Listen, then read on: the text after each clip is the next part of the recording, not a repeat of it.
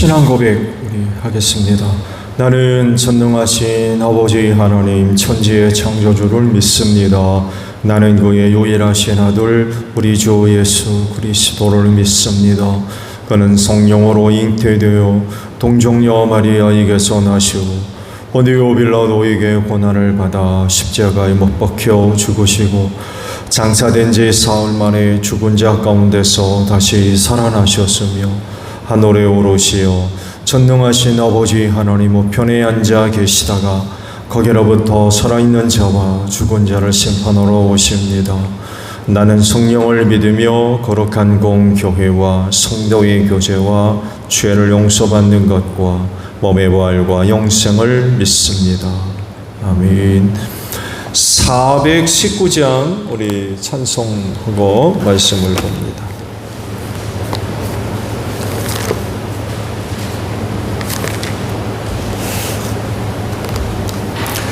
찬송가 419장이에요.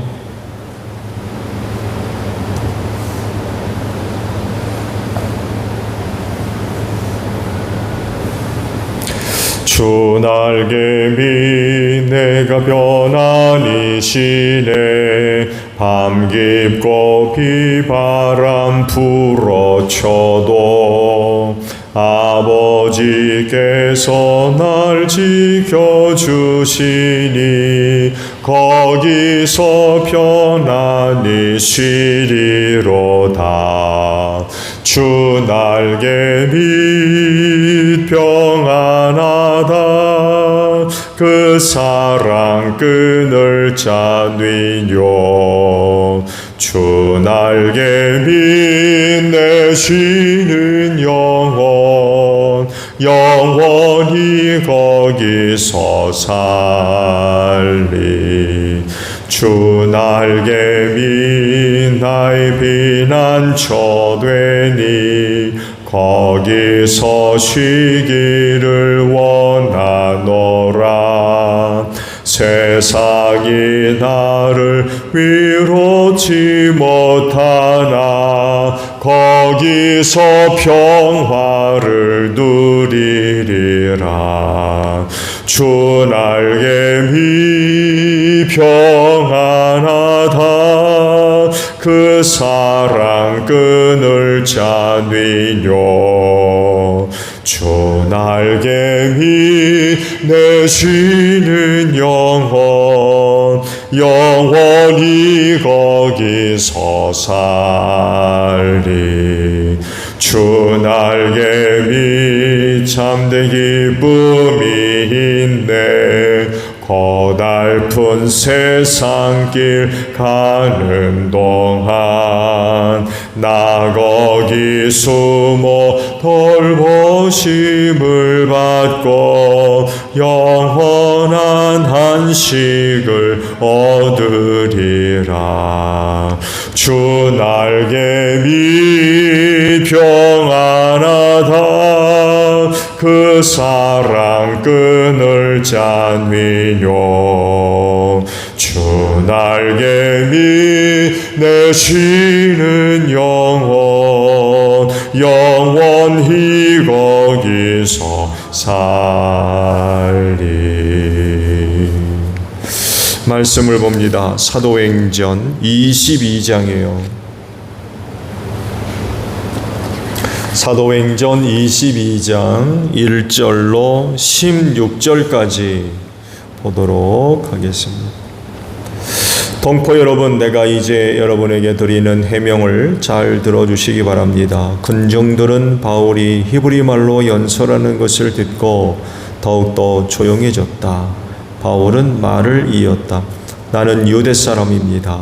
나는 길리기아의 다소에서 태어나서 이 도시 예루살렘에서 자랐고 가말리엘 선생의 문화에서 우리 조상의 율법의 엄격한 방식을 따라 교육을 받았습니다.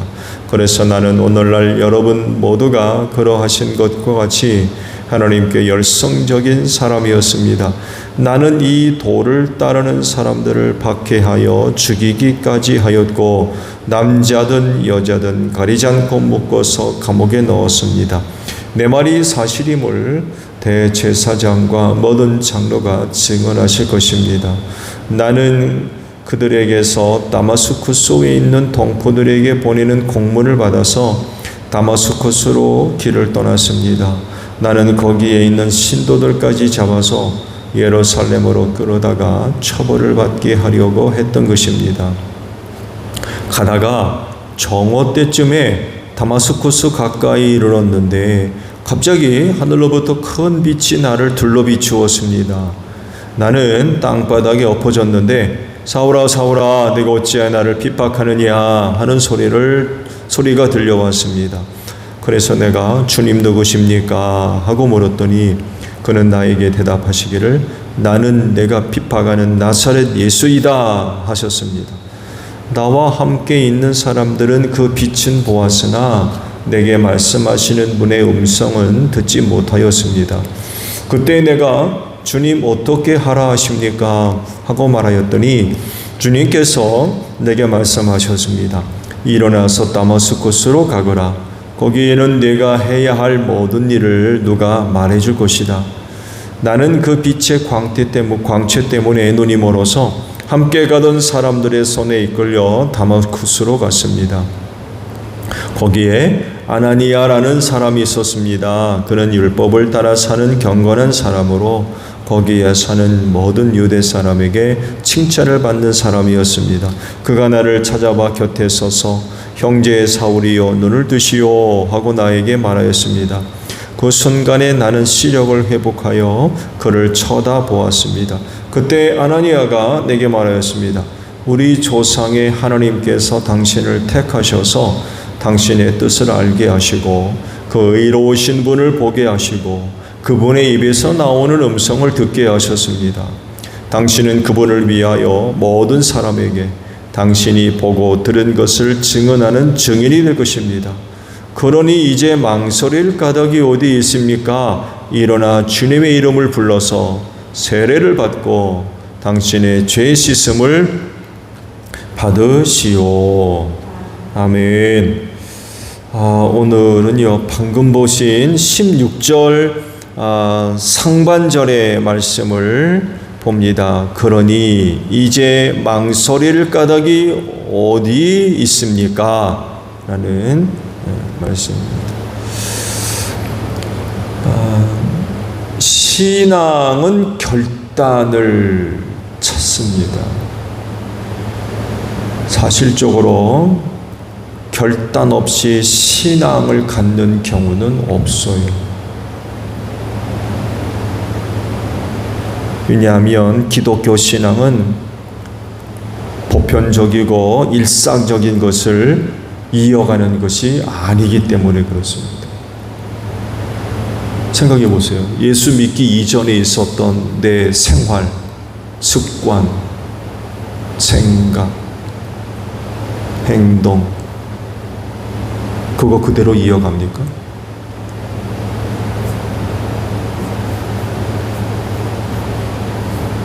신앙이라고 하는 것은 예수 믿기 이전에 보편적인 그리고 일상적인 것을 이어갈 수가 없어요. 그거 끊어야 됩니다. 포기하고 거룩으로 시작하는 것이기 때문에 결단이 필요해요.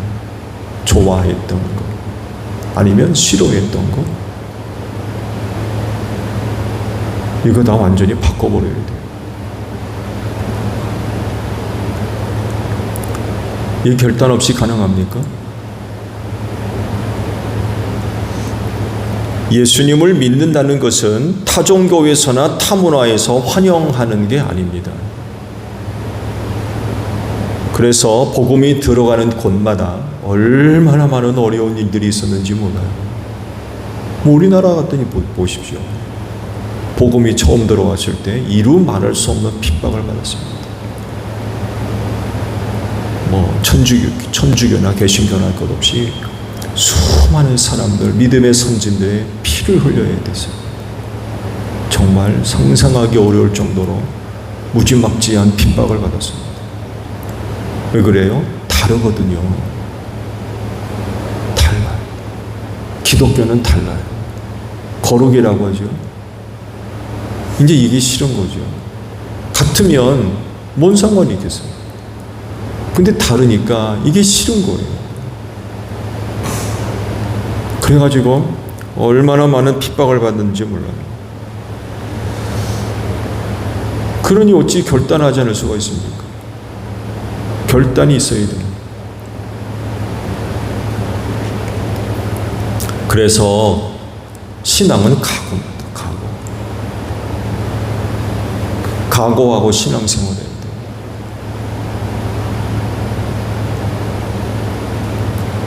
바울을 만난 아나니아가 그에게 결단을 촉구합니다. 그것이 오늘 주신 말씀이에요. 주님은 이미 아나니아에게 그가 할 일이 계시됐죠. 바울을 만나가지고 무슨 일을 해야 할지 벌써 계시가 됐어요. 그리고 바울에게는 다마스쿠스 성으로 들어가면 내가 해야 할 일을 알려줄 사람을 만날 거다라고 계시가 됐고요. 그래서 두 사람이 만나게 됐어요. 우연하게 만난 게 아니라 아나니아는 아나니아 나름대로, 바울은 바울 나름대로 이미 계시가 됐던 거죠. 이때 아나니아는 바울이 앞으로 무엇을 해야 할 것인지 일러주죠. 그리고 결단을 촉구합니다. 아나니아가 한 말을 보면 바울을 설득시키려고 하지 않습니다. 이해시키려고 하지도 않아요. 왜냐하면 이미 주님으로부터 그가 무엇을 해야 할 사람인지 들었기 때문에 그래요.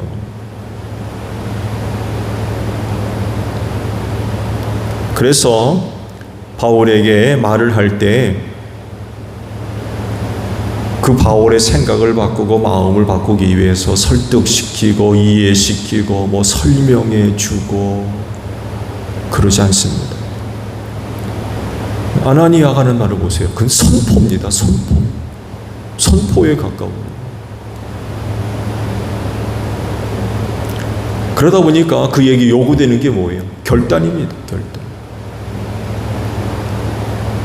곧바로 결단을 촉구. 이미 벌써 주님은 계획을 다 세워놓으셨기 때문에 그래요. 그래서 바울이 할 수 있는 건요, 아나니아가 하라는 대로 순종하는 것뿐이었어요. 왜? 내가 앞으로 무엇을 해야 할지 일러줄 사람이 있을 거라고 그러셨거든요. 그러니까 그래서 아나니아를 만났고, 그래 아나니아로부터 이야기를 다 들었잖아요. 그러면 이제 바울에게 필요한 건 뭡니까? 잠깐 기다려보세요. 좀 생각 좀 해볼게요. 그겁니까? 아니거든요. 내가 해야 할 일을 일러줄 사람이 있다. 그게 아나니아거든요. 아나니아가 하는 말대로 듣고 어떻게 해야 돼요? 결단하는 것밖에 없어요. 한 일주일 시간 좀 주시죠. 좀 생각 좀 해보고요. 그게 아니에요. 이미 벌써 바울에게 그런 계시가 있었거든요. 이 남은 게 뭐예요? 그가 하는 말대로 순종하고 결단하는 것밖에 없었어요.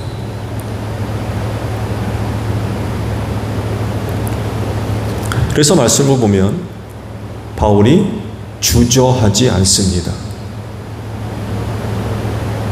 즉시 결단을 내리고 주의 이름을 불러 세례를 받고 죄 용서를 받습니다. 그가 주의 이름을 불렀다는 것은 곧 주께 대한 신앙 고백이죠. 여러분, 바리새인으로서 예수의 이름을 부른다는 건요, 쉬운 일이 아닙니다.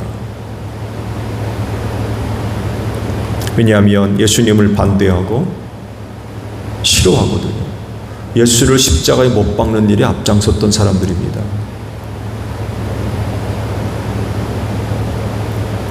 그러니까 바울이 그리스도인들을 붙잡으러 돌아다니는 거 아닙니까? 그런데 그런 그가 결단을 내리고 주의 이름을 부르고 세례를 받습니다. 신앙 고백이에요. 예수 믿으시죠? 했을 때 잠깐만요. 좀 생각 좀 해보고요. 그게 아니라 당신 예수 믿으시죠? 예, 알겠습니다. 그거예요. 그 자리에서 그냥 결단 내립니다.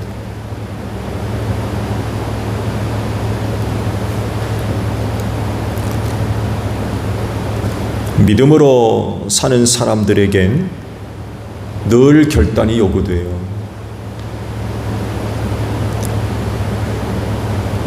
믿음으로 사는 것이 쉽지 않기 때문에 그렇습니다. 믿음으로 사는 게 쉽다면 뭔 결단이 필요합니까? 결정하면 되죠. 그렇잖아요. 믿음으로 사는 게 쉬운 일이라고 그러면은 뭐 결단할 필요가 어디 있어요? 그냥 결정하면 되지.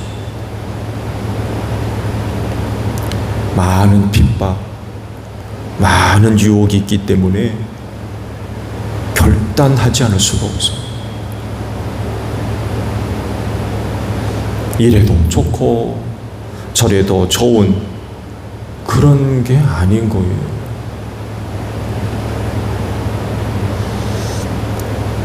신앙이라고 하는 것은 거룩하게 구별된 것이기 때문에 결단이 필요합니다.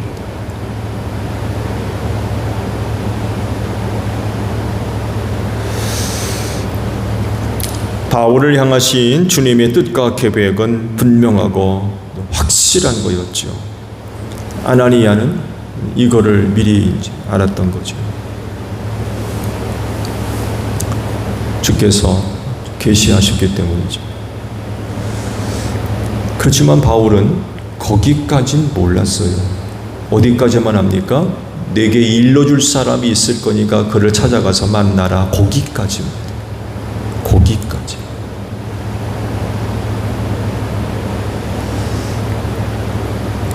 그래서 결단에 필요했던 거예요.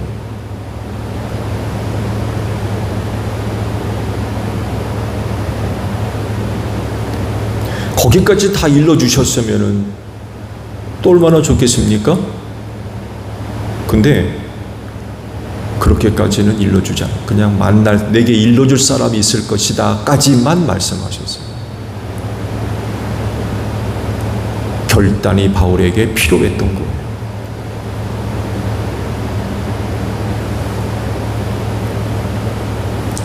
단순하게 주의 이름을 부르고 세례를 받는 것이 아닙니다.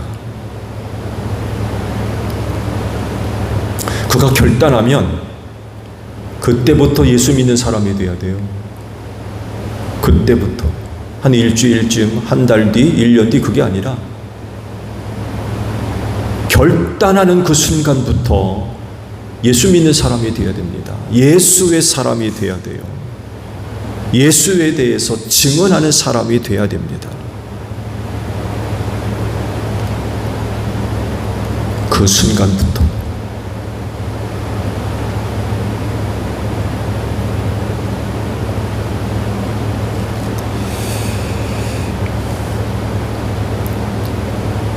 망설이고 계신 것 있습니까? 망설이고 있는 것. 결단해야 되는데 망설이고 있는 것. 그거 있다고 하면 결단하십시오.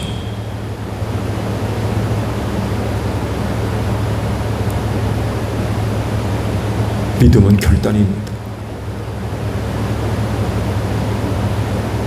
좀 뭔가 성령을 통하여서 계속해서 말씀해 주시고 또 감동을 시키시고 하시는데 망설이고 있어요.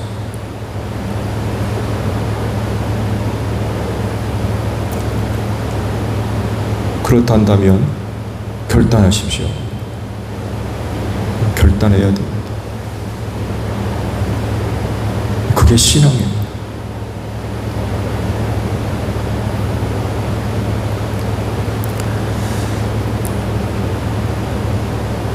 그런 부분이 있다고 한다면 늦추지 마시고 결단하십시오. 다시 말씀을 드리는데 오늘 그게 신앙입니다.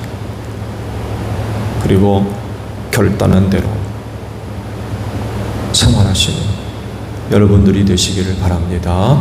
주기도문합니다. 하늘에 계신 우리 아버지, 아버지의 이름을 거룩하게 하시며 아버지의 나라가 오게 하시며 아버지의 뜻이 하늘에서와 같이 땅에서도 이루어지게 하소서. 오늘 우리에게 일용할 양식을 주시고 우리가 우리에게 잘못한 사람을 용서하여 준 것 같이 우리 죄를 용서하여 주시고 우리를 시험에 빠지지 않게 하시고 악에서 구하소서. 나라와 권능과 영광이 영원히 아버지의 것입니다. 아멘. 기도하겠습니다.